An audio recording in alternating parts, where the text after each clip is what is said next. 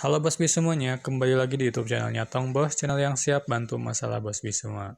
Oke, Bos Bis pada video kali ini Otong mau kasih tahu cara menambahkan audio atau suara di aplikasi CapCut.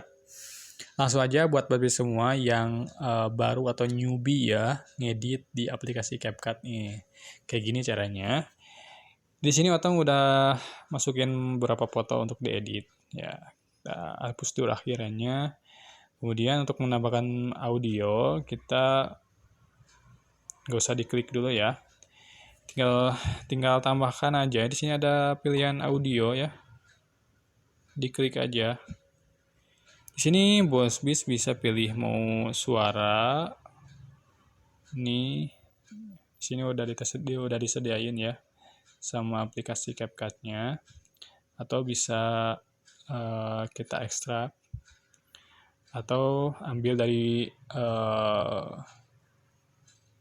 perangkat HP kita, atau kita bisa tambahkan untuk efek suara. Di sini ada banyak efek suara, silakan tinggal dipilih aja. Di sini saya contohin, biar nggak terlalu lama ya, kita kasih efek suara aja. Coba di sini ada nggak yang cat? Nah, ada ya. Tinggal download aja, download dulu, klik, kemudian tinggal tambah. Nah, ini bisa kita geser-geser ya. Nah, karena ini fotonya kucing semua. Nah,